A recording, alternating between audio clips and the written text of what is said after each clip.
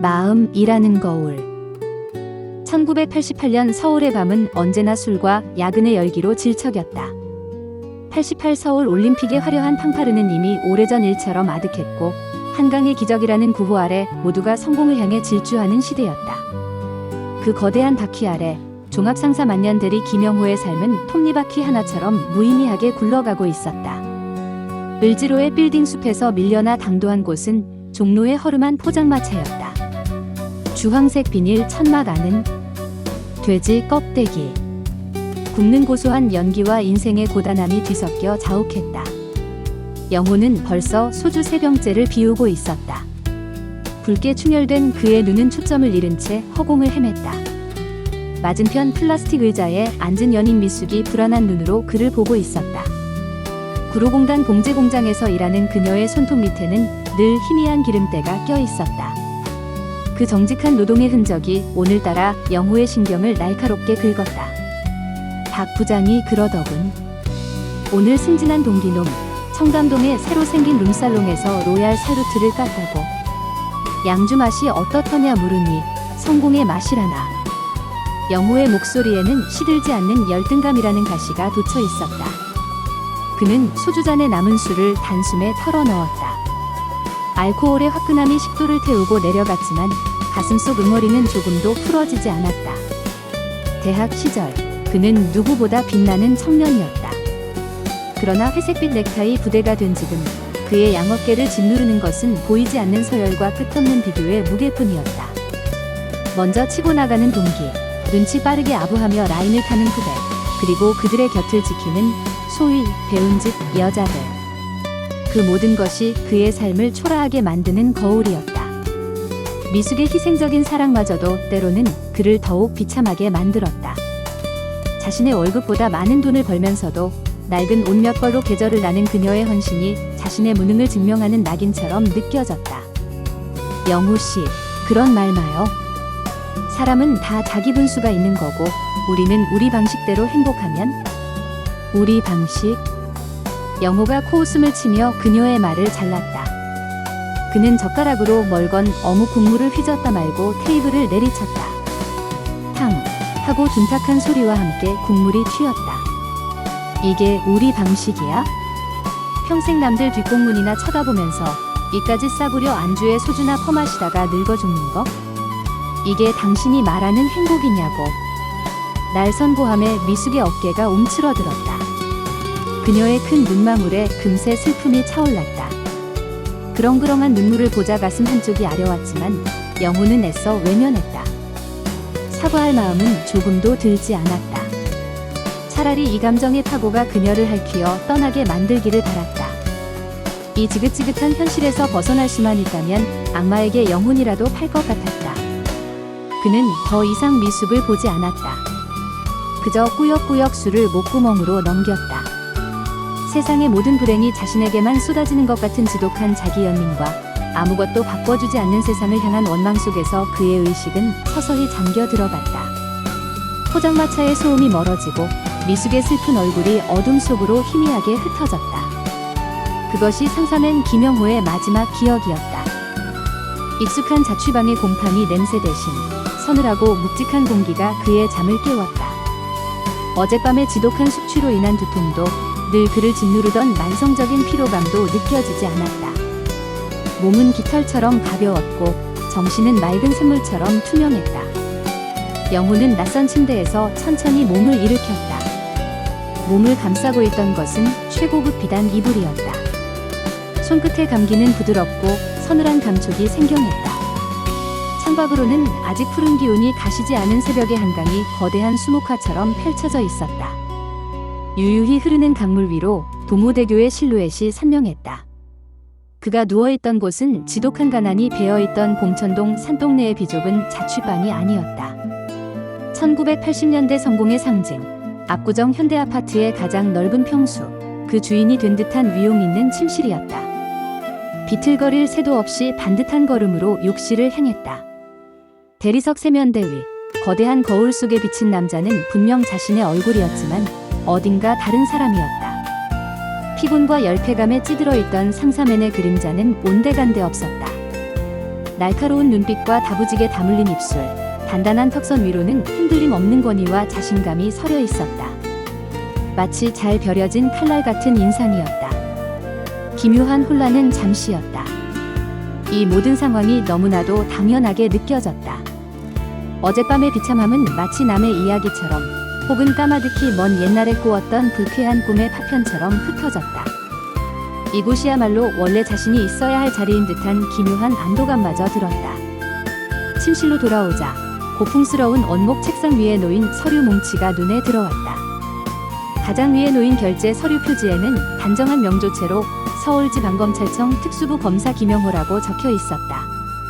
그는 술에 취해 상상조차 해본 적 없는 대한민국에서 가장 강력한 힘을 쥔 칼자루를 쥔 남자가 되어 있었다. 그때였다. 현관문 열리는 소리와 함께 또각거리는 하이힐 소리가 들려왔다. 곧이어 낯설지만 청아한 목소리가 침실 문틈으로 흘러 들어왔다. 여보, 일어나셨어요? 아버님께서 아침 식사 같이 하자고 전화하셨어요. 중요한 이야기라시니 서두르셔야겠어요. 영호의 심장이 쿵 하고 내려앉았다. 그 목소리는 분명 미숙의 것이었다. 하지만 구로공단의 소음과 피로에 지쳐있던 그녀의 목소리가 아니었다. 교양과 기품이 흐르는 완전히 다른 여인의 목소리였다. 침실 문을 열자 그곳에 미숙이 서 있었다. 그녀는 더 이상 구로공단의 미숙이 아니었다. 어젯밤 포장마차의 희미한 백열등 아래서 위태롭게 흔들리던 모습은 온데간데 없었다. 몸에 부드럽게 감기는 상아색 실크 블라우스, 단정하게 무릎을 덮는 짙은 남색의 H라인 스커트. 한 올의 흐트러짐 없이 우아하게 빗어 넘긴 머리는 그녀의 하얀 목선을 더욱 돋보이게 했다. 영호의 시선은 그녀의 손에 머물렀다. 노동의 흔적이 새겨져 있던 그 손은 이제 투명한 매니큐어가 발린 채 가늘고 섬세한 자태를 뽐내고 있었다. 어젯밤엔 피곤했나 봐요. 코를 다 골던데. 장난기 어린 말이었지만 그 안에는 어떤 친밀감도 담겨 있지 않았다. 그녀는 영호에게 다가와 익숙한 손길로 그의 셔츠 깃을 바로잡아 주었다. 그녀에게서는 값비싼 외제 화장품의 은은한 향기가 풍겨왔다. 그리고 그녀는 그의 뺨에 의례적으로 입을 맞췄다. 새의 깃털이 스치고 지나간 듯 가볍고 아무런 감정이 실리지 않은 입맞춤이었다. 이 세계의 미숙은 유력 정치인의 외동딸이자 영호의 아내였다. 그녀는 영호가 그토록 경멸하고 동경했던 그들만의 세상에 속한 여자였다. 그녀는 영호의 성공을 완성하는 마지막 퍼즐 조각이자 가장 완벽한 트로피였다. 영호는 현기증 나는 만족감에 휩싸였다. 포장마차에서 술주정을 하던 초라한 상사맨의 기억이 오히려 비현실적으로 느껴졌다. 그래, 이것이 마땅한 내 자리다. 그는 이 완벽한 여인과 그녀가 가져다준 세계를 온전히 받아들이기로 했다. 함께 아침 식사를 하는 식탁의 풍경은 어젯밤과는 극명한 대조를 이루었다. 거대한 원목 식탁 위에는 정갈한 한식이 한 폭의 그림처럼 차려져 있었다. 미숙은 흐트러짐 없는 자세로 수저를 들며 어젯밤 시아버지에게서 걸려온 전화 내용을 전했다. 아버님께서 오늘 아침 신문에 난 김 의원 관련 기사 때문에 심기가 불편하신 모양이에요. 그 사람 다음 총선에서 우리 지역구로 나온다는 소문이 있던데. 식사하시면서 당신 의견을 좀 듣고 싶어 하세요. 그녀는 정치 현안에 대해 마치 일기예보를 전하듯 담담하게 말했다. 그 모습은 영호에게 경외감과 함께 설명할 수 없는 거리감을 느끼게 했다. 예전의 미숙은 그의 상처를 보듬어주고 그의 편이 되어주던 유일한 피난처였다. 하지만 지금 눈앞의 미숙은 그의 성공 가도를 함께 달리는 냉철한 동반자이자 그의 능력을 끊임없이 평가하는 감시자처럼 느껴졌다. 영호는 이 낯선 긴장감을 기꺼이 받아들였다. 그는 이 완벽한 삶에 빠르게 취해갔다. 어젯밤의 비참함 따위는 까맣게 잊었다. 이것이 바로 그가 꿈꾸던 현실이었고 이 여자는 그 현실의 가장 눈부신 증거였으니까. 완벽한 세계의 균열은 소리 없이 그러나 날카롭게 찾아왔다. 대한민국 법조계의 정점에 있는 대법원장의 자택에서 열린 비공개 만찬 자리였다. 겉으로는 사교 모임이었지만 그 안에서는 권력의 향방을 가늠하는 은밀한 대화와 보이지 않는 암투가 짙은 와인 향기처럼 흘렀다. 영호는 그 세계의 중심에 있었다. 사람들은 그의 말 한마디에 집중했고 그의 잔입이면 앞다투어 채웠다. 그는 이 권력의 맛에 완전히 취해 있었다. 그의 아내 미숙은 그 중에서도 단연 빛났다. 그녀는 유력 인사들 사이를 우아하게 오가며 대화를 이끌었고 그 모습은 영호의 어깨를 더욱 으쓱하게 만들었다. 바로 그때였다. 영호의 시선이 한 곳에 멎었다.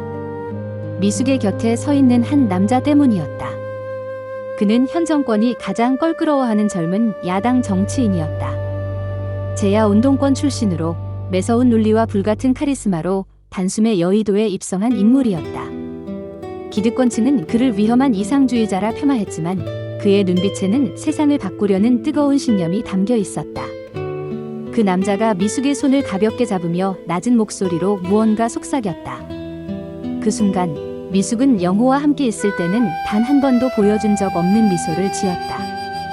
경계심이 완전히 허물어진 진심에서 우러나오는 소녀 같은 미소였다.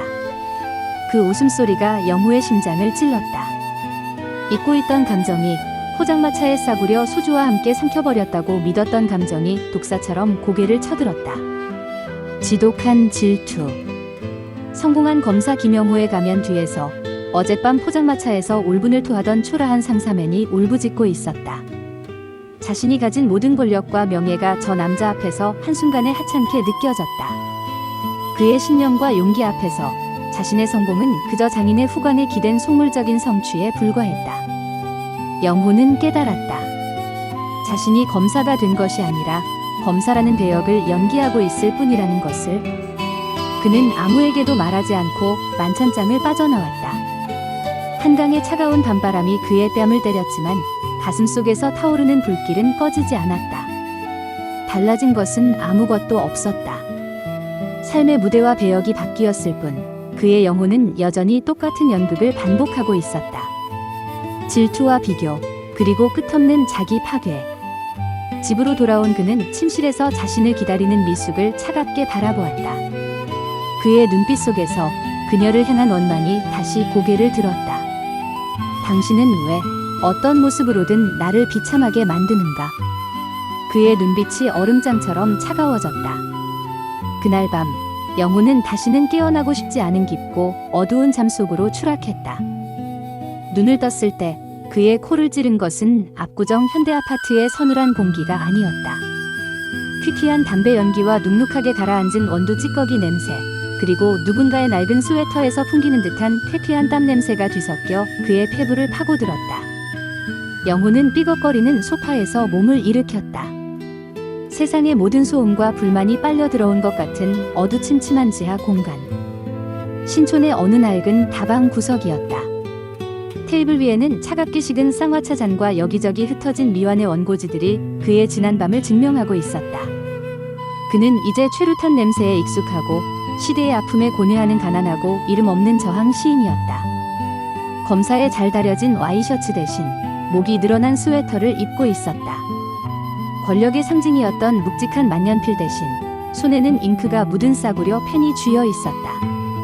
하지만 이상하게도 이번 생의 모습이 더 익숙하게 느껴졌다. 마치 오랫동안 잊고 있던 본래의 자리로 돌아온 듯한 착각. 권력자의 차가운 가면보다 고뇌하는 시인의 일그러진 얼굴이 더 자신과 가까웠다. 그때 다방의 낡은 문이 열리며 찬바람과 함께 한 여자가 들어왔다. 미숙이었다. 이번 세계의 미숙은 압구정의 우아한 사모님이 아니었다. 그녀는 시대의 아픔에 정면으로 맞서는 운동권 여대생이었다.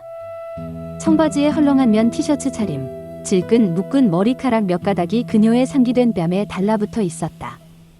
그녀의 눈은 사랑뿐만 아니라 세상을 향한 분노와 더 나은 내일을 향한 이념의 불꽃으로 뜨겁게 타오르고 있었다. 그녀는 영호의 맞은편에 자연스럽게 앉으며 가방에서 그의 시가 실린 낡은 유인물을 꺼냈다. 영호 씨, 어젯밤에도 시위대 앞에서 당신 시를 낭독했어. 다들 숨죽이고 듣더라. 얼어붙은 사람들의 마음을 녹이는 건 결국 총칼이 아니라 당신의 이런 글이야? 포기하면 안 돼? 그녀의 목소리에는 흔들림 없는 믿음이 담겨 있었다. 그녀는 그의 유일한 독자이자 가장 치열한 동지였다. 그녀의 격려는 그러나 더 이상 영호에게 힘이 되지 못했다. 검사의 삶을 겪고 난 그의 영호는 언어의 무력함을 너무나도 절실히 깨달아 버렸다. 그는 자신의 시가 세상을 바꾸기엔 너무나 공허한 외침이라는 사실에 절망했다. 이곳에서의 사랑은 사치였고 예술은 무기력한 자위였다. 미숙의 순수한 신념이 빛날수록 그의 그림자는 더욱 짙어졌다.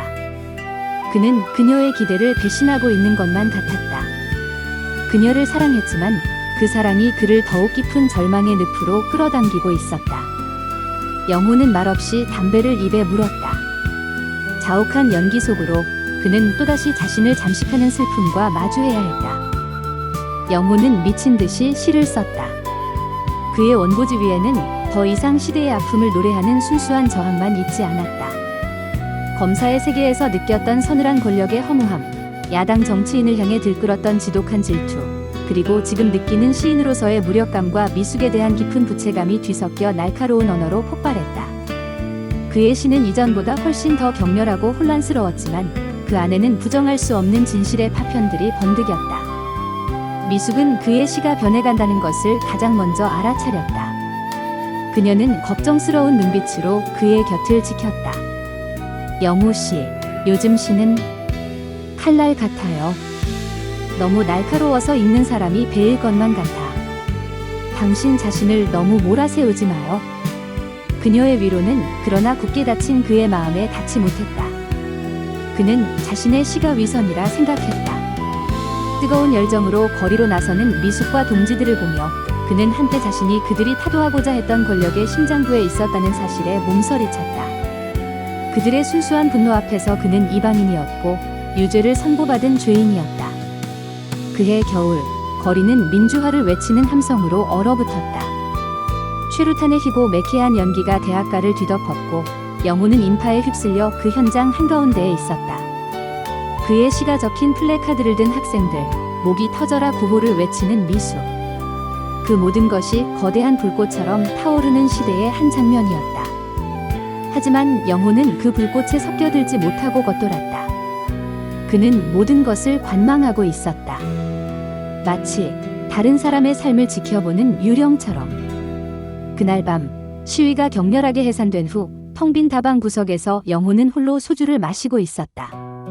패배감과 자기 혐오가 끈적하게 그의 온몸을 감쌌다. 그때 누군가 그의 맞은편에 조용히 앉았다. 허름한 승복 위로 낡은 잿빛 코트를 걸친 노승이었다. 행색은 남루했지만 깊이를 알 수 없는 눈은 놀라울 정도로 맑았다. 그는 말없이 영호의 잔에 술을 채워주었다. 잔의 시에는 여러 사람의 목소리가 뒤엉켜 있구만. 칼을 쥔 자의 목소리, 펜을 든 자의 목소리. 그런데 진짜 잔의 목소리는 무엇인가? 노승은 낮은 목소리로 마치 모든 것을 꿰뚫어 보고 있다는 듯이 물었다. 영호는 대꾸할 말을 찾지 못하고 그를 쳐다보기만 했다. 보이는 것이 전부가 아니거늘. 허상을 좇으니 마음이 지옥인 게지. 알 수 없는 말이었다. 영호는 그저 술 취한 늙은 중의 잠꼬대라 여겼다. 짜증 섞인 눈으로 그를 쏘아보자 노승은 그저 옅게 웃으며 자리에서 일어났다. 그는 호련히 다방의 어둠 속으로 스며들듯 사라졌다. 하지만 그의 알 수 없는 말은 영호의 마음에 작은 돌멩이를 던졌다. 그날 이후 그는 자신의 시 속에서 자신도 몰랐던 또 다른 얼굴들을 보기 시작했다. 검사의 냉소와 시인의 절망이 뒤엉킨 문장들. 그는 혼란스러웠다. 나는 누구인가? 이 지독한 혼란의 끝에는 무엇이 있는가? 해답 없는 질문들이 그의 영혼을 더욱 깊은 미궁으로 끌고 들어갔다. 시인의 고뇌는 필름이 끊기듯 한순간에 멈췄다. 다음에 눈을 뜬 곳은 먼지와 낡은 필름 특유의 시큼한 냄새로 가득 찬 좁고 어두운 공간이었다. 영호는 낡은 나무 의자에 앉아 있었다. 그의 귓가에는 세상의 소음 대신 규칙적으로 타타탁 돌아가는 영사기 소리만이 가득했다. 그의 시선이 향한 곳에는 벽에 뚫린 작은 창이 있었고 그 창을 통해 한 줄기 빛이 쏟아져 나가 거대한 스크린에 다른 세상의 이야기를 그려내고 있었다. 그는 이제 종로의 낡은 단성사 극장 영사기사였다. 검사의 날카로운 눈빛도 시인의 고뇌에 찬 얼굴도 사라진 그의 표정은 텅 비어 있었다. 그의 삶은 영사기 필름처럼 단조롭고 규칙적으로 흘러갔다. 아침에 일어나 정해진 시간에 출근하고 어둠 속에서 수많은 사람들의 웃음과 눈물, 사랑과 배신이 담긴 영화를 틀고 밤이 깊어서야 텅 빈 집으로 돌아왔다. 그의 내면을 휘젓던 격렬한 욕망과 질투, 슬픔과 분노는 모두 사라지고 텅 빈 고요함만이 잿빛 먼지처럼 내려앉아 있었다. 이 세계에서 그는 세상과 단절된 섬이었다. 그는 스크린 위에 찬란한 허상을 만드는 사람이었지만 정작 그의 삶에는 어떤 이야기도 없었다. 그는 그저 관찰자였다. 그리고 그 관찰자의 시야에 미숙이 들어왔다. 그녀는 이 극장의 단골 손님이었다.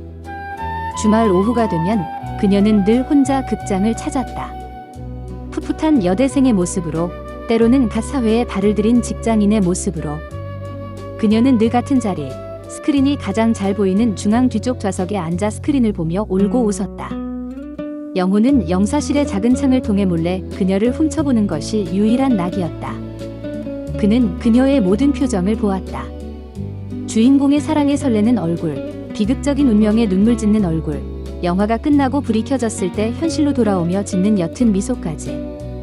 이 세계의 그와 그녀는 서로의 존재조차 모르는 완벽한 타인이었다. 그는 그녀의 모든 감정을 엿보았지만 그녀의 세계에 들어갈 수는 없었다. 수많은 말이 그의 안에서 맴돌았지만 단 한마디도 밖으로 나오지 못했다. 그의 입은 마치 봉인된 것처럼 침묵에 길들여져 버렸다. 그는 그녀에게 말을 걸고 싶었다. 당신은 나를 아느냐고. 우리의 이 기이하고 긴 인연에 대해 아느냐고. 그러나 그는 그저 영사실이라는 어두운 상자 안에 갇혀 빛의 건너편에 있는 그녀를 바라볼 뿐이었다. 그는 그녀의 삶을 매일 훔쳐보는 유령이었다. 영사기가 돌아가는 소리는 그의 심장 소리처럼 무심하게 울렸다. 영화는 계속 상영되고 있었지만 그의 시간은 멈춰 있었다. 지독한 침묵 속에서 어느 궂은 비가 내리던 토요일 오후였다. 그날따라 극장은 한산했고 영호는 무심하게 새 필름을 영사기에 걸었다. 스크린 위로 막이 오르며 비극적인 사랑 이야기가 펼쳐졌다. 엇갈린 운명과 끝내 이루어지지 못하는 연인의 애절한 서사는 어쩌면 영호 자신의 이야기와도 같았다. 영화가 끝나고 엔딩 크레딧이 올라가자 객석의 불이 하나둘 켜졌다. 대부분의 관객은 훌쩍거리며 혹은 무거운 침묵 속에서 자리에서 일어났다. 영호의 시선은 늘 그랬듯 그녀의 자리로 향했다. 미숙은 친구와 함께 와 있었다. 그녀는 고개를 숙인 채 어깨를 작게 떨고 있었다. 옆에 앉은 친구가 그녀의 등을 토닥여 주었다. 영호는 영사실의 작은 창 너머로 그녀가 손등으로 조용히 눈물을 훔치는 옆모습을 보았다. 그 순간 그의 심장이 쿵 하고 내려앉았다. 규칙적으로 돌아가던 영사기 소리가 멈춘 것처럼 그의 시간도 멎었다. 스크린 위 수많은 주인공들의 슬픔을 보아왔지만 지금 눈앞에 저 진짜 눈물은 그의 텅 빈 마음에 파문을 일으켰다. 그는 미친 듯이 그녀에게 다가가고 싶었다. 영사실의 문을 박차고 나가 삐걱이는 계단을 달려내려가 서툰 말로라도 위로를 건네고 싶었다. 많이 슬픈 영화였죠 하고 바보 같은 말이라도 꺼내고 싶었다. 이 끝없는 꿈에 대해, 반복되는 인연에 대해 묻고 싶었다. 하지만 그의 발은 영사실 바닥에 못 박힌 듯 움직이지 않았다. 그의 입은 오랜 침묵에 길들여져 굳게 닫혀버렸다. 어둠 속에서 빛을 쏘는 것이 그의 역할이었다. 그는 빛의 세계에 속한 그녀에게 다가갈 수 없는 그림자 같은 존재였다. 그는 그저 어둠 속에서 애틋하고 간절한 눈으로 그녀를 바라볼 뿐이었다. 결국 미숙은 친구의 부축을 받으며 자리에서 일어났다. 그녀는 젖은 눈으로 텅 빈 스크린을 한 번 돌아본 뒤 친구의 팔짱을 끼고 객석을 나갔다. 텅 빈 극장에 홀로 남은 영호는 스크린 위로 아른거리는 그녀의 잔상을 느끼며 끝없는 무력감에 휩싸였다. 전하지 못한 말들은 그의 안에서 먼지 쌓인 낡은 필름처럼 차곡차곡 쌓여만 갔다. 그는 이 침묵의 감옥에서 영원히 벗어날 수 없을 것만 같았다. 영사실의 고요한 어둠은 한순간에 흩어지고 눈을 뜨기조차 힘든 찬란한 빛이 그를 덮쳤다. 그의 눈꺼풀을 뚫고 들어온 것은 거대한 샹들리에에서 쏟아지는 크리스탈에 눈부신 난반사였다. 영호는 비현실적으로 넓고 푹신한 침대에서 몸을 일으켰다. 그의 잠을 깨운 것은 알람시계 소리가 아닌 정중하게 노크를 한 후 들어온 나비넥타이 차림의 나이든 집사의 목소리였다. 도련님, 기침하셨습니까? 회장님께서 9시에 아침 식사를 시작하시겠다고 전하셨습니다. 그는 이제 태어나면서부터 모든 것을 가진 재벌 2세였다. 신문 경제면을 장식하는 유성그룹 김 회장의 외아들 김영호. 그의 삶은 아버지인 회장이 정해준 완벽한 스케줄과 철저한 감시 속에서 한치의 오차도 없이 움직이는 잘 만들어진 꼭두각시 인형극에 불과했다. 이 세계의 미숙은 그의 집안과 사업적으로 얽힌 정략 결혼 3대였다. 그녀는 국내 굴지의 전자회사를 소유한 재벌 그룹의 막내딸로 살아있는 인형처럼 아름다웠지만 그 눈빛에는 어떤 감정도 담겨있지 않았다. 그들의 관계는 사랑이 아닌 기업 간의 인수합병 계약서나 다름없었다. 그녀는 그를 사랑하지 않았고 그 역시 마찬가지였다. 아침 식탁에서 마주 앉은 그녀는 음식에는 손도 대지 않은 채 영호가 아닌 그의 아버지 김 회장과 간밤의 뉴욕 증시 동향에 대해 무미건조한 대화를 나눴다. 영호는 이 숨막히는 화려함 속에서 지독한 공허를 느꼈다. 그는 매일 밤 의미 없는 파티에 끌려다녔다. 수많은 사람들이 그에게 다가와 머리를 조아리고 아첨했지만 그의 곁에는 진실한 사람 하나 없었다. 모두가 그가 아닌 그의 배경과 그의 아버지가 가진 돈을 보고 있었다. 어느 날 밤 화려한 파티가 열리는 호텔 연회장의 테라스에서 홀로 샴페인 잔을 기울이던 영호는 문득 지하 다방의 퀴퀴한 냄새를 떠올렸다. 뜨거운 열정으로 눈을 빛내던 미숙과 함께 세상의 부조리에 대해 밤새도록 토론하던 때를 굶주리고 불안했지만 그때의 가난은 적어도 진실했다. 지금 손에 쥔 이 풍요는 거대한 거짓말처럼 느껴졌다. 모든 것을 가졌지만 그는 아무것도 아니었다. 그의 삶은 가장 비싼 재료로 지어진 그러나 누구도 살지 않는 텅 빈 모델하우스와 같았다. 그는 이 황금빛 감옥에서 탈출하고 싶었지만 어디로 가야 할지조차 알 수 없었다. 그의 영혼은 화려한 샹들리에 불빛 아래에서 길을 잃고 표류하고 있었다. 어느 나른한 오후, 영혼은 정해진 스케줄을 펑크내고 저택의 거대한 차고로 향했다. 그곳에는 세상의 모든 명차들이 마치 박물관의 전시품처럼 줄지어 서 있었다. 그러나 그의 발길이 멈춘 곳은 그 화려한 차들 앞이 아니었다. 차고 가장 구석, 먼지를 뒤집어 쓴 채 방치된 낡은 포니 승용차 앞이었다. 상사맨 시절 그의 유일한 재산이자 자존심이었던 바로 그 차였다. 그런데 누군가 그 낡은 차를 정성껏 닦고 있었다. 기름때 묻은 작업복 차림의 한 노인이었다. 영호는 숨을 멈췄다. 낯이 익었다. 지하 다방에서 그의 속을 꿰뚫어 보던, 아니 어쩌면 그 이전의 어느 삶에서부터 알고 있었던 바로 그 노승이었다. 이번 생에서 그는 이 거대한 저택의 운전기사로 일하고 있었다. 노인이 영호를 발견하고는 허리를 펴며 기름 묻은 손으로 이마에 땀을 닦았다. 이번 생은 아주 번쩍번쩍 하시구만요, 도련님. 그의 목소리는 여전히 평온했지만 그 안에는 짓궂은 기색이 서려 있었다. 그런데 어찌 낯빛은 지난번보다 더 어두우신가? 좋은 차는 뭐 합니까? 제가 할 길을 모르고 주인 잘못 만나서 뺑뺑이만 도는데. 노인의 말은 영호의 가슴을 그대로 찔렀다. 당신은 대체 누구요? 왜 내 앞에 자꾸 나타나는 거요? 영호가 다그쳐 물었다. 그의 목소리는 분노와 절박함으로 떨렸다. 노승은 그저 빙그레 웃으며 방금 왁스로 윤을 낸 포니의 백미러를 손으로 닦아 그에게 비춰 보였다. 거울에 비친 모습이 참모습이 아니듯 지금 도련님이 사는 이 삶도 진짜가 아닐 수 있다, 이 말입니다. 모든 것은 그저 인연 따라 잠시 머물다 갈 뿐 억지로 붙잡으려 하니 고통인 게지요. 영호는 백미러에 비친 자신의 얼굴을 보았다. 모든 것을 가졌지만 텅 비어버린 눈동자, 불행과 공허로 일그러진 표정. 그는 이 거대한 저택과 백미러 속 자신의 삶이 조금도 다르지 않다는 것을 깨달았다. 풍요 속에서 그는 지독한 공허와 외로움에 몸서리쳤다. 그 말을 남기고 노승은 다시 묵묵히 차를 닦기 시작했다. 그날 밤 영호는 자신의 방으로 돌아와 잠들지 못했다. 그는 깨달았다. 검사도, 시인도, 재벌 2세도 모두 김영호라는 텅 빈 왕관을 서로 돌렸었을 뿐이라는 것을. 왕관이 바뀔 때마다 그는 잠시 환희에 젖었지만 결국 남는 것은 더 큰 공허와 고통뿐이었다.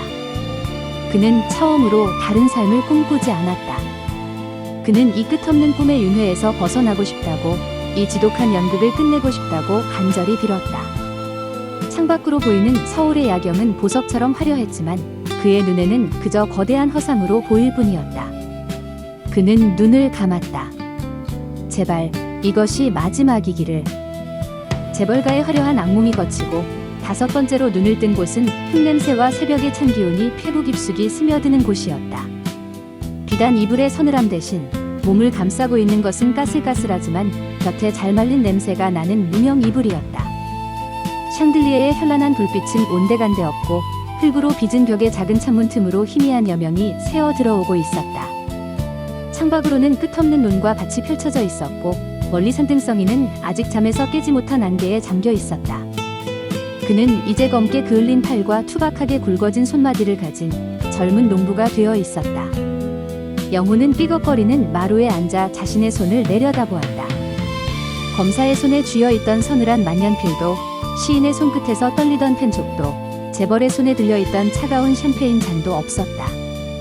그의 손에는 땅의 기억이 고스란히 새겨져 있었다. 굳은 살이 박이고 흙물이 들어 지워지지 않는 손톱 밑 그 거친 손이 낯설면서도 이상하게 편안했다. 그의 삶은 이제 땅과 계절의 순리에 맞춰 흘러갔다. 이른 새벽, 닭 우는 소리에 잠이 깨면 밭으로 나가 땅을 갈고 땀 흘려 일하고 해가 지면 동네 사람들과 막걸리 한 사발로 고단함을 달랬다. 이곳에는 검사의 권력도, 시인의 고뇌도, 영사기사의 침묵도, 재벌의 공허함도 없었다. 오직 정직한 노동과 그 대가로 얻는 소박한 결실만이 존재했다. 처음에는 이 고된 육체노동이 낯설었지만 영호는 점차 흙을 밟고 땀을 흘리는 행위 속에서 기이한 평온함을 느끼기 시작했다. 도시의 삶을 지배하던 끝없는 비교와 욕망의 소음이 잦아들자 그 자리에서 바람소리와 벌레 우는 소리, 작물이 자라는 소리가 들려왔다. 그는 처음으로 나를 증명하기 위한 삶이 아닌 그저 살아있기 위한 삶을 살고 있었다. 이 고요하고 평화로운 땅 위에서 영호는 길고 길었던 꿈의 여정 끝에 마침내 안식을 찾은 듯했다. 그러나 그는 아직 알지 못했다. 가장 평온한 이곳에서 가장 근원적인 혼란과 마주하게 되리라는 것을. 여름의 한복판, 뙤약볕이 가차없이 내리쬐는 밭에서 영호는 땀으로 목욕을 하고 있었다. 그의 등줄기를 타고 흐르는 땀방울이 마른 흙 위로 떨어져 금세 흔적도 없이 사라졌다. 고된 노동이었지만 그의 마음은 이상하리만치 고요했다. 그때 밭둑 너머에서 맑은 목소리가 들려왔다. 영호 씨, 잠시 쉬었다 하세요. 이러다 사람 잡겠네. 미숙이었다. 이 마을에서 그녀는 폐교 직전에 작은 분교에 갓 부임한 선생님이었다. 화장기 하나 없는 얼굴에 수수한 무명 원피스를 입은 그녀는 아이들과 함께 들판을 뛰어다니는 것이 일상이었다. 그녀의 손에는 김이 모락모락 나는 삶은 감자가 담긴 소쿠리와 시원한 보리차가 담긴 주전자가 들려 있었다. 그녀의 웃음은 꾸밈이 없었고 그녀의 손길은 따뜻했다. 그녀는 영호의 곁에 털썩 주저앉아 주전자를 건넸다. 영호는 벌컥벌컥 보리차를 들이켰다. 물 한 모금이 마른 땅에 스며드는 비처럼 달았다. 이곳에서의 그들의 관계는 이전의 어떤 생보다도 순수하고 담백했다. 그들은 함께 밭에 고추 모종을 심고 저녁에는 툇마루에 나란히 앉아 하늘의 별을 보았다. 특별한 대화가 오가지 않아도 서로의 존재만으로 충분했다. 미숙은 때때로 아이들과 함께 그의 밭으로 와 고구마를 캐기도 했고 그럴 때면 밭은 아이들의 웃음소리로 가득 찼다. 영호는 처음으로 미숙을 있는 그대로 바라보았다. 그녀는 더 이상 그의 성공을 증명하는 화려한 아내도 아니었고 그의 예술을 위한 이념적 동지도 아니었다. 그녀는 그의 욕망이나 결핍이 비춰낸 거울 속 모습이 아니었다. 그저 척박한 땅에 스스로 피어난 한 송이 들꽃처럼 그 자체로 온전하고 아름다운 존재였다. 그는 문득 깨달았다. 지난 모든 생에서 그는 미숙을 사랑한 것이 아니라 미숙을 통해 자신을 사랑하거나 미워했다는 것을. 그녀를 자신의 성공과 실패를 재는 저울로 삼아왔던 것이다. 삶은 감자를 나눠 먹으며 영호는 미숙이 웃는 얼굴을 물끄러미 바라보았다. 햇살에 그을린 그녀의 뺨이 건강하게 빛나고 있었다.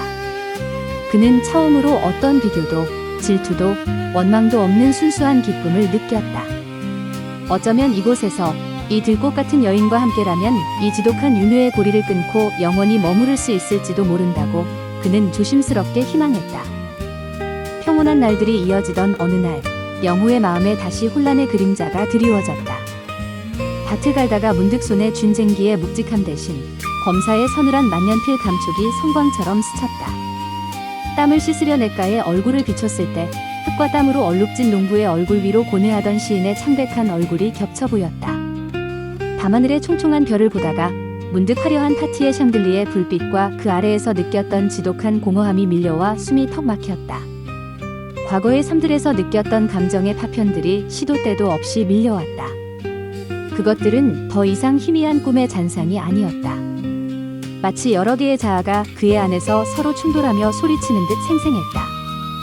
성공에 대한 갈망, 지독한 질투, 세상에 대한 분노, 사무치는 외로움, 전하지 못한 말들의 무게, 그 모든 감정의 찌꺼기들이 그의 평온한 마음을 다시 휘젓기 시작했다. 그 혼란은 미숙을 향한 시선마저 흔들었다. 그는 미숙의 순수한 얼굴을 보면서도 문득 압구정 사모님의 냉정한 눈빛을 떠올리며 가슴이 서늘해졌다.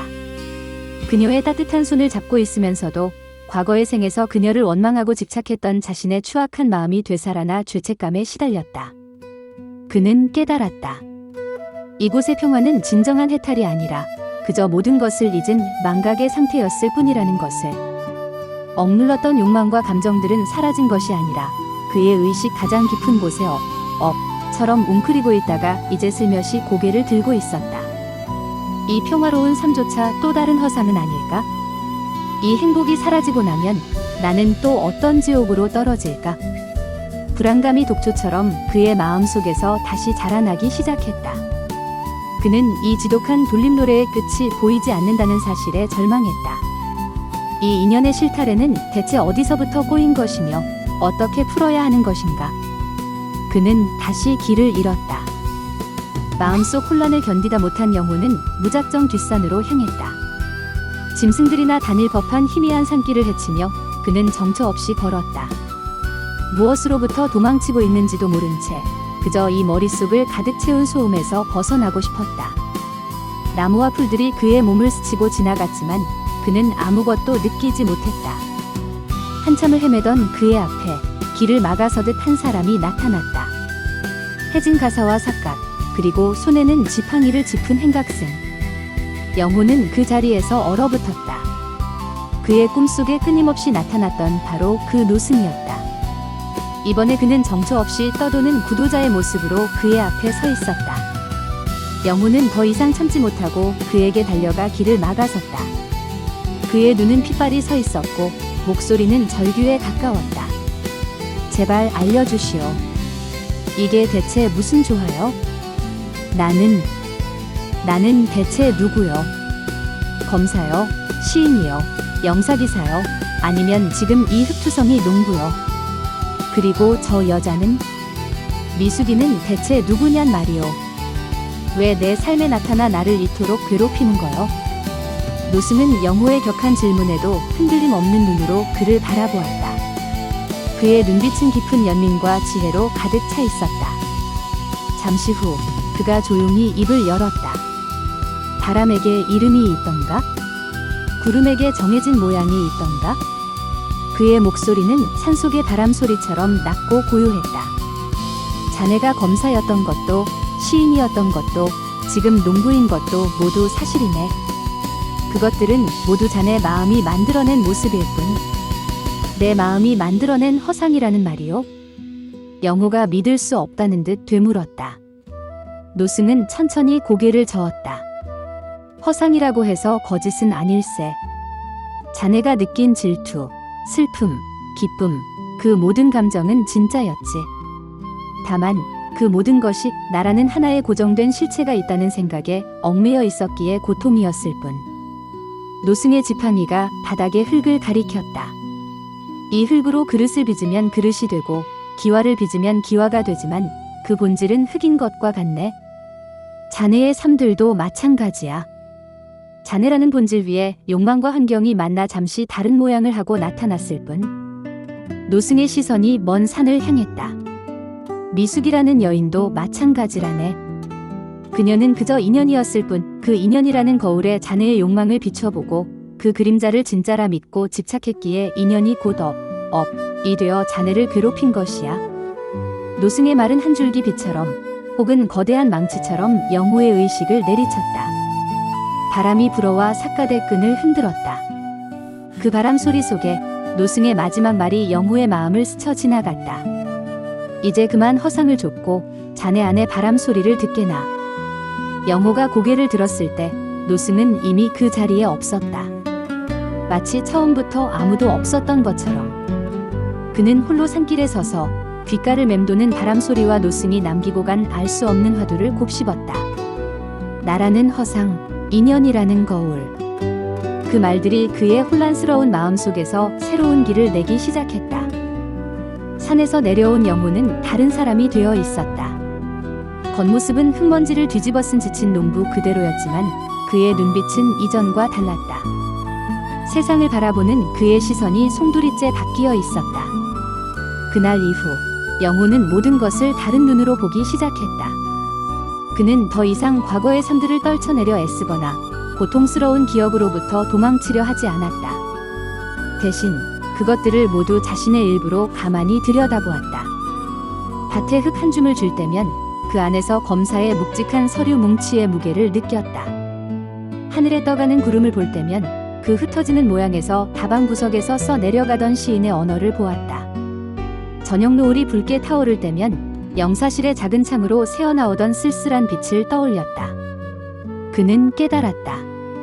검사, 시인, 영사기사, 재벌, 그리고 농부. 그들은 모두 다른 사람이 아니었다. 성공하고 싶었던 욕망, 인정받고 싶었던 갈망, 세상과 단절되고 싶었던 마음, 모든 것을 가졌음에도 공허했던 마음, 그리고 마침내 평온을 찾고 싶었던 마음. 그 모든 것이 바로 김영호라는 한 인간의 조각들이었다. 나라고 믿었던 고정된 실체는 없었다. 그저 수많은 마음의 작용들이 여러 환경과 인연을 만나 잠시 다른 모양으로 나타났을 뿐이었다. 그 깨달음은 미숙을 향한 시선 또한 바꾸어 놓았다. 그는 더 이상 그녀를 불안하게 바라보지 않았다. 압구정에 세련된 아내였을 때도, 시대의 불꽃을 품은 여대생이었을 때도, 인형처럼 공허했던 정략결혼 상대였을 때도, 그리고 지금 들꽃처럼 소박한 선생님일 때도 그 모든 모습이 미숙이라는 존재의 본질이 아니라 자신의 마음이 비춘 그림자였음을 어렴풋이 깨닫기 시작했다. 그녀의 차가움은 나의 권력욕이 비춘 것이었고, 그녀의 뜨거움은 나의 예술적 고뇌가 비춘 것이었으며, 그녀의 순수함은 나의 평온에 대한 갈망이 비춘 것이었다. 그녀는 그저 그녀 자신으로 존재했을 뿐 온갖 의미를 부여하고 집착하며 스스로를 괴롭힌 것은 바로 자신이었다. 중요한 것은 눈앞의 미숙이 어떤 모습인가가 아니라 그녀를 향한 자신의 마음이 어떤가 하는 것이었다. 인연이라는 거울에 비친 허상을 좇을 것이 아니라 거울을 보고 있는 나 자신을 직시해야 했다. 어느 날 저녁 팻마루에 나란히 앉아 미숙이 깎아주는 사과를 받아먹으며 영호는 처음으로 온전한 평화를 느꼈다. 그는 아무것도 욕망하지 않았고 아무것도 비교하지 않았다. 그저 곁에 있는 인연의 따스함과 사과의 아삭하고 단맛과 귀뚜라미 우는 소리에 집중했다. 그의 마음속에서 오랫동안 울리던 소음이 잦아들고 그 자리에 고요한 충만감이 차올랐다. 길고 긴 꿈의 여정이 마침내 끝을 향해 가고 있었다. 어느 늦여름 태풍이 마을을 휩쓸었다. 하늘은 잿빛으로 변하고 산은 비바람에 휩싸여 울부짖었다. 라디오에서는 연신 위험을 경고하는 방송이 흘러나왔다. 마을 사람들은 모두 창문을 굳게 걸어 잠그고 숨을 죽였다. 영호의 마음속에도 작은 폭풍이 일었지만 그것은 더 이상 과거의 불안이나 혼란이 아니었다. 그는 미숙이 혼자 있을 분교 관사가 걱정되었다. 낡고 허술한 그 집이 이 비바람을 견딜 수 있을지 염려스러웠다. 그는 망설이지 않았다. 굵어지는 빗줄기를 뚫고 그녀에게로 달려갔다. 그가 도착했을 때 미숙은 덜컹거리는 낡은 창문을 붙잡고 안간힘을 쓰고 있었다. 그의 마음속에는 더 이상 다른 삶에 대한 동경이나 현재에 대한 의심이 없었다. 오직 지금 이 순간 눈앞에 이 사람을 지켜야 한다는 맑고 단단한 생각뿐이었다. 그는 밤새 미숙의 작은 관사를 지키기 위해 비바람과 맞서 싸웠다. 낡은 지붕을 덮치려는 나뭇가지를 장대로 쳐냈고 깨질듯 덜컹이는 창문은 자신의 등을 대고 온몸으로 막았다. 빗물과 땀으로 온몸이 흠뻑 젖었지만 그의 정신은 그 어느 때보다 또렷했다. 새벽녘 거짓말처럼 비바람이 잦아들 무렵 지친 영호의 곁을 밤새 지키던 미숙이 지친 목소리로 물었다. 그녀의 눈에는 경외와 알 수 없는 슬픔이 함께 담겨 있었다. 영호 씨, 왜 그렇게까지 해요? 영호는 그녀를 돌아보며 처음으로 온전히 편안하게 웃었다. 그 웃음에는 어떤 연민도, 집착도, 욕망도 섞여 있지 않았다. 그냥 당신이니까. 그것은 포장마차에서 그가 그토록 경멸했던 미숙이 했던 말과 같았다. 하지만 그 말은 이제 체념이나 위로가 아닌 모든 것을 초월한 완전한 긍정의 의미를 담고 있었다. 그 순간이었다. 그의 시야가 아득해지며 모든 풍경이 하얗게 바래기 시작했다.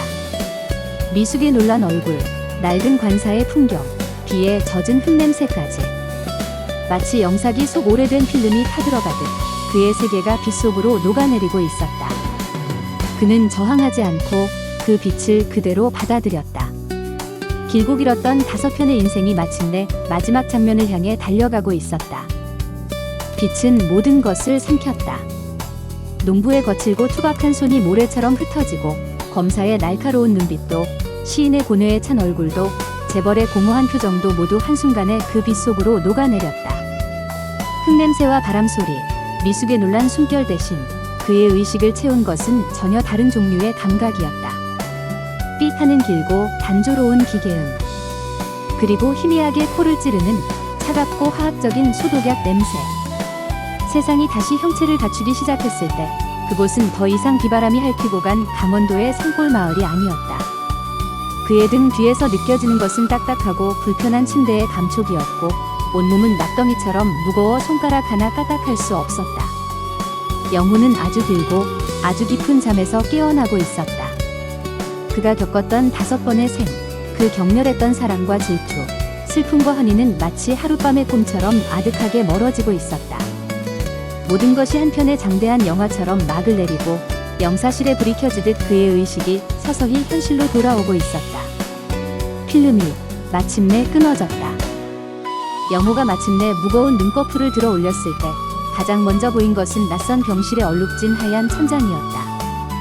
규칙적으로 울리는 기계음이 그의 혼란스러운 의식을 파고들었고 코끝에는 차가운 소독약 냄새가 맴돌았다. 그는 팔을 움직이려 했지만 마치 다른 사람의 팔인 것처럼 무겁고 낯설었다. 시선을 돌리자 투명한 링거줄이 그의 팔에 연결되어 있는 것이 보였다. 온몸은 낙덩이처럼 무거웠다. 머릿속이 뒤죽박죽이었다. 압구정의 서늘한 아침 공기, 신촌 다방의 퀴퀴한 담배 연기, 영사실의 고요한 어둠, 재벌가의 숨막히는 샹들리의 불빛, 그리고 비에 젖은 흙냄새까지. 5개의 전혀 다른 인생이 파노라마처럼 스쳐 지나갔다. 그 모든 것이 너무나도 생생해서 지금 이 병실이야말로 또 다른 꿈의 시작이 아닐까 하는 생각마저 들었다. 그때였다. 그의 뇌리에서 성광이 터졌다. 세상을 집어삼킬 듯 달려오던 택시의 헤드라이트 불빛. 영호의 흐릿했던 의식이 그 순간 날카로운 유리 파편처럼 깨어졌다. 그는 모든 것을 기억해냈다. 그가 마지막으로 기억하는 것은 포장마차에서 미숙에게 지독한 악담을 퍼붓고 비틀거리며 차가운 밤거리로 나섰던 일이었다. 그리고 그 뒤를 이은 날카로운 경적 소리와 끔찍한 충격. 압구정의 검사도, 신촌의 시인도, 종로의 영사기사도, 재벌 2세도, 강원도의 농부도, 그 모든 것은 코마 상태에서 그가 꾼 기나긴 꿈이었다. 그의 가장 깊은 욕망과 열등감, 그리고 미숙에 대한 죄책감이 빚어낸 5편의 인생. 성공에 대한 갈망이 검사와 재벌을 만들어냈고 세상으로부터 도피하고 싶은 마음이 영사기사와 농부를 만들어냈으며 자신의 초라함을 합리화하고 싶었던 마음이 고뇌하는 시인을 만들어냈던 것이다. 허망함이 파도처럼 밀려왔다. 그토록 생생했던 환희와 고통, 그 모든 것이 결국은 뇌가 만들어낸 한 편의 연극에 불과했다는 사실에 그는 할 말을 잃었다. 모든 것을 잃은 기분이었다. 아니, 애초에 가진 것이 없었다. 그는 여전히 포장마차에서 술주정을 하던 초라한 상사맨 김영호일 뿐이었다. 모든 것을 깨닫고 허망함에 잠겨 있을 때였다. 누군가 그의 손 위로 자신의 손을 포겠다. 따뜻하고 희미하게 떨리는 온기였다. 영호가 힘겹게 고개를 돌렸다. 그의 침대 옆 낡은 간이의자에 미숙이 앉아 있었다. 잠이 들었다가 방금 깬 듯 그녀의 뺨에는 붉은 자국이 선명했다. 그녀는 꿈속에서 보았던 어떤 모습보다도 초라하고 지쳐 있었다. 압구정 사모님의 화려함도, 운동권 여대생의 생기도, 들꽃 같던 선생님의 맑음도 없었다. 푸석한 피부, 핏기 없는 입술, 며칠은 감지 못한 듯한 머리카락. 그녀의 큰 눈은 퉁퉁 부어 있었고 그 밑으로는 짙은 그늘이 내려와 있었다. 하지만 영호는 그 얼굴이야말로 진짜라는 것을 알 수 있었다. 그 순간 미숙이 그의 움직임을 느끼고는 번쩍 고개를 들었다. 두 사람의 시선이 허공에서 마주쳤다. 그녀의 텅 비어있던 눈동자에 천천히 초점이 돌아왔고 이내 그 안에서 믿을 수 없다는 놀라움과 안도, 그리고 기쁨이 뒤섞인 눈물이 샘물처럼 차올랐다. 영호 씨, 깨어났구나. 정말 깨어났어. 그녀의 목소리는 갈라지고 잠겨 있었지만 영호의 귀에는 그 어떤 음악보다도 아름답게 들렸다. 미숙은 그의 손을 더욱 꽉 잡았다. 그녀의 손은 봉제 공장의 고된 노동과 그가 병상에 누워있는 동안 그를 간호했을 기나긴 시간으로 거칠고 투박했다. 하지만 영호에게는 그 어떤 비단보다도 부드럽고 따뜻하게 느껴졌다. 그는 자신의 꿈속에서 수많은 모습의 미숙을 만났지만 단 한 번도 이 거칠고 따뜻한 손을 제대로 잡아본 적이 없었다. 그는 언제나 자신의 욕망이 투영된 허상만을 좇고 있었던 것이다. 그녀의 손에 새겨진 상처와 굳은 살이야말로 그가 외면했던 그녀의 진짜 삶이고 진짜 사랑이었다. 그토록 찾아 헤맸던 진실이 바로 여기에 있었다. 손끝에서 전해져 오는 이 투박한 온기 속에 영호는 아무 말도 할 수 없었다. 목구멍이 뜨거운 덩어리로 꽉 막힌 듯했다. 그는 그저 미숙의 손을 마주잡고 말없이 눈물만 흘렸다. 뜨거운 눈물이 그의 뺨을 타고 흘러 하얀 베갯니를 적셨다. 그 눈물은 자기 연민이나 후회의 눈물이 아니었다. 수많은 삶을 떠돌며 겪었던 온갖 감정의 찌꺼기를 씻어내는 정화의 눈물이었고 마침내 진짜 현실로 돌아온 안도의 눈물이었으며 너무 늦게 깨달아버린 진실에 대한 참회의 눈물이었다. 수많은 인생을 떠돌았지만 결국 그의 곁을 지킨 것은 화려한 성공도 심오한 예술도 막대한 재산도 아니었다. 언제나 그 자리에서 그의 가장 초라하고 뒤틀린 모습까지도 온전히 감싸 안아주던 이 여인, 바로 그의 인연이었다. 그는 꿈속에서 수많은 가면을 쓰고 그녀를 만났지만 그녀는 단 한 번도 가면을 쓴 적이 없었다. 그저 묵묵히 김영호라는 한 남자를 사랑하고 있었을 뿐이다. 미숙은 아무것도 묻지 않았다. 그저 함께 울며 그의 손을 더 꽉 잡아줄 뿐이었다. 그녀는 그의 긴 꿈을 알지 못했지만 그의 눈물 속에 담긴 수만 가지의 이야기를 어렴풋이 느끼는 듯했다. 창밖으로 1988년 서울의 진짜 아침이 밝아오고 있었다. 병실 창문 너머로 먼동이 트는 잿빛 골목의 풍경이 보였다.